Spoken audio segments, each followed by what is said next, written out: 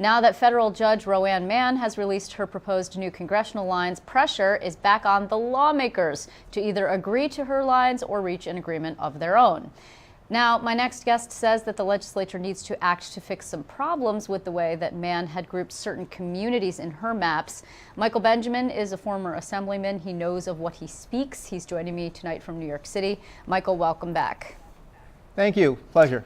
Okay, so let's, there are a couple of areas here. You think that in some cases, Ms. Mann got it right, correct? But there are some areas where you think she was egregiously wrong. So let us start with Western New York, and then we'll work our way down to New York City.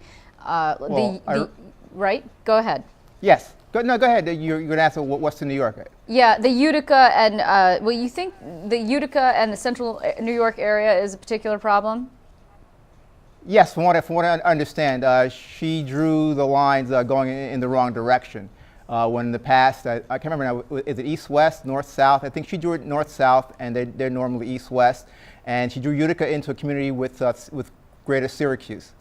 And they don't have that much in common with the Greater Syracuse area, from what I understand. Yep. People are used to being in a particular grouping. It's one thing to draw districts according to the outlines of the districts, by the counties, straight lines, etc. But you also have to know, the local community, the history, and that's something legislators know that, unfortunately, the court has no idea. I mean, she's located in Brooklyn. I mean, no aspersions on her.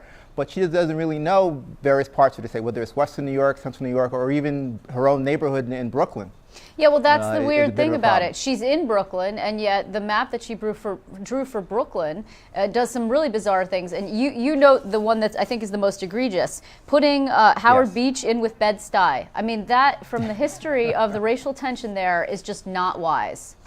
Right, and not to say that things haven't changed in 20 years, No, and they that have. I've been writing that we shouldn't have these racial silos where you only have blacks in one district, Latinos in another, and whites in another. We should begin to integrate and actually elect a person of color from a predominantly white neighborhood, or a white legislator from a predominantly Latino neighborhood. I mean, those are the things we should be having as part of being a real American and living up to our creed. But until we get there, then we draw things according to neighborhoods. And we know that the Orthodox Jews and brownstone neighborhoods are also upset as to where they've been placed. And I think it's something, and the courts have said, the Supreme Court especially, that legislators know the lay of the land, and that judges shouldn't seek to substitute their judgment for that of the elected leaders. And in my piece, I've written, and I've continued to write, that it's a legislative responsibility to draw the districts, and it's not something we should be punting to the courts. Well, okay, that's very interesting that you should say that, because there is a theory out there that the leaders in the respective houses, in the majorities, that would be Shelley Silver, your former speaker, and Senate Majority Leader Dean Skelos, would prefer to punt it to the courts in the case of the House maps, because there are certain people, certain groups that they need to really stick it to, and they don't want to be responsible for that. So they can say, sorry, we tried, but we can't have an agreement. We're just going to go with this. That's sort of the glass is half empty approach. I take the more positive view that they don't want to hurt their friends, possibly. Okay. And so a court map would say, look, I tried to help you, but I can't. We can't get agreement. Shelley won't do this, Dean won't do that, and therefore it's out of our hands, and the courts will do it.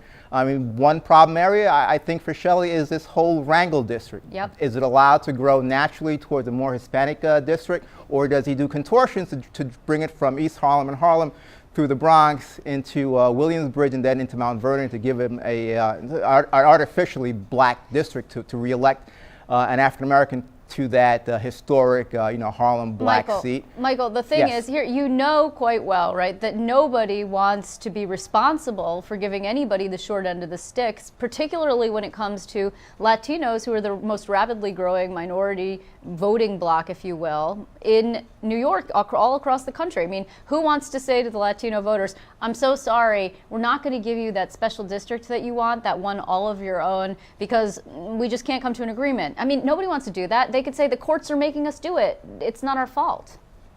Yes, they could do that. As I said earlier, they would be punting it, and that would be wrong. They have a responsibility. They should take that responsibility, bite the bullet and get it done. And what they could do is, tweak what Judge Mann has done, rather than passing it in its entirety. The areas I touch upon in my op-ed, that Central Brooklyn district, they should bring Hakeem Jeffries back into the Towns district to make it a much fairer race. Right.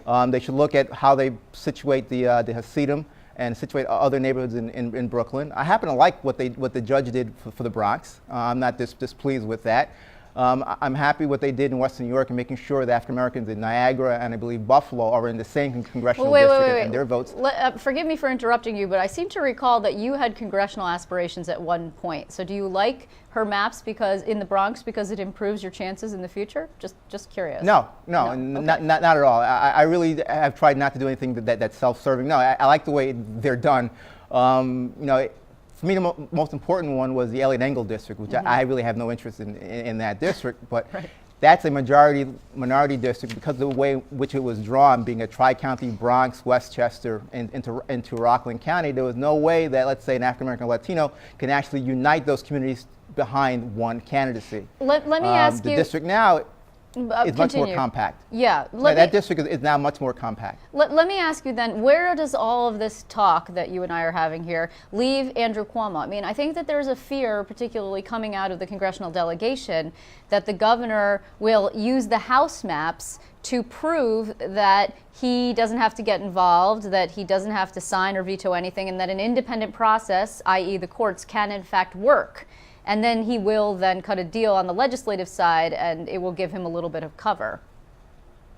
That's interesting for a guy who once told us he was the government a few months ago. He did. That he would take that kind of an out. I'm hoping that he's not. I'd written last week that he really has to become the quarterback of this and get Dean and Shelley to work on one map and agree to something and get it done and not punting to the courts, because that's would be an entire disappointment to the people of the state of New York. That we want to see a government that's functioning at all levels and that's not going to abdicate their responsibilities, whether it's regarding the budget or it's in reference to redistricting. Yeah, but it looks like we're on track for an early budget. It looks like the governor is very focused on getting some sort of pension reform, whatever form that is in the end. And redistricting, I mean, it's so amorphous, no matter how much I talk about it and my colleagues are talking about it and writing about it. I think that voters are sort of like, they're more interested in the economy and the budget, as you point out. And maybe he's not going to get hurt if he cuts a deal or punts or whatever he might do. That's true, but whether or not the general public is totally engaged in it as we are, it's still a responsibility of the government, of the legislature and the governor to come to some sort of agreement on something and not kicking it to the courts.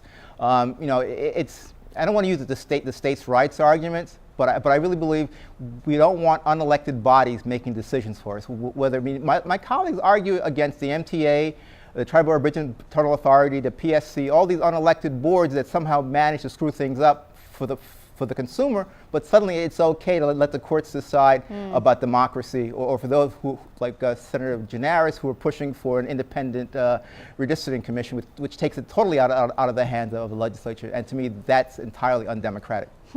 Well, of course, we have to wait and see. Until then, I'm sure we'll be reading more of what you have to say. I want to thank you, Michael Benjamin, for being with us. Thank you for having me.